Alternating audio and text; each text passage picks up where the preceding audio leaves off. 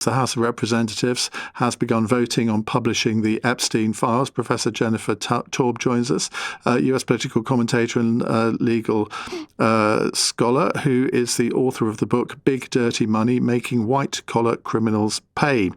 Jennifer, very good evening to you. What are we expecting to happen tonight in the House of Representatives? Well, right now, as you and I are speaking, Ian, the House is voting on this Epstein Files Transparency Act. And based on the numbers I'm looking at on my screen, it has passed already. The numbers are still going up, but 374 of the 435 members of the House have approved it. Even though time is out, I guess they're still voting. And so far, nobody has voted against it. The number is really significant, Ian, because should this also pass our other chamber in the Senate, it would go to Donald Trump's desk. And the vote now that I've mentioned, now it's up to 381, is well past what's known as a veto-proof majority, right? They need 66%. So this has passed with flying colors in the House. Not a surprise because, as you know, at the 11th hour, Donald Trump put his finger up to the wind, saw which way it was blowing, and knew he was going to lose the vote. So now he's acting like he is for it. And it's as simple as that. There was no other reason for him to change his mind. None at all. So what happens now? So this goes through. Does that mean that every single piece of evidence, every single email is going to be in the public domain? As if. And let me just say, I'm sure you're aware of this. This is all a subterfuge. If Donald Trump, at this point, has decided he wants everything out there, he doesn't need an act of Congress. He can just tell his Attorney General, Pam Bondi, to release all this. But to be clear, if he's going to go this route, the next step would be passing in the Senate by a supermajority. So that would be, you would need, I guess that's 67 of the 100. And then Donald Trump would have to sign it. However, to be clear, you're asking, even if it passed, what would come into the public domain? The statute, as it's written now, says all records, all documents, all materials in the Department of Justice's possession that relate to the investigation of and prosecution of Epstein. And this would include things about Ghislaine Maxwell, flight logs, photos, and the like. But to be clear, of course, this law, even on its face, has a giant loophole, which would be that the Department of Justice would be permitted to withhold any information that would jeopardize an active federal investigation. And just last week, Donald Trump was giving Pam Bondi, the AG, orders or instructions via his True Social account to investigate certain individuals that he considers his political enemies who were friends with and appear in the file. So there are so many ways that Donald Trump can pretend that he wants transparency, but which he can delay release of information to protect whoever he is trying to protect. Who is most quaking in their boots at this? I mean, there are various people that we know of that have been implicated in the Epstein files. Obviously, the prince formerly known as Andrew is one. Former ambassador Lord Mandelson is another. Bill Clinton is another. Apparently was quite close to Jeffrey Epstein. So who do you think has most to lose from this? And Donald Trump himself, maybe?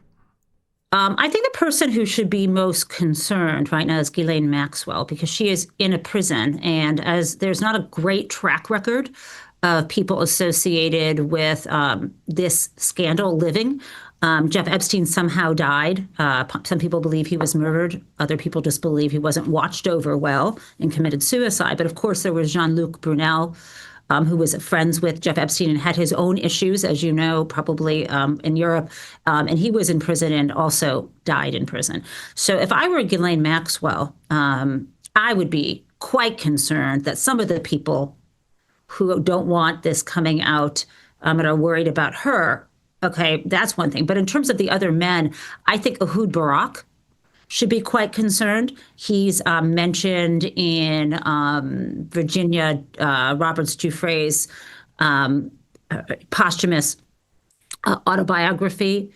I do think the ones you've mentioned, of course, Bill Clinton. Now, Larry Summers should be concerned. Maybe the worst about him is out already because of the emails we saw from the estate, but it can't be good for him.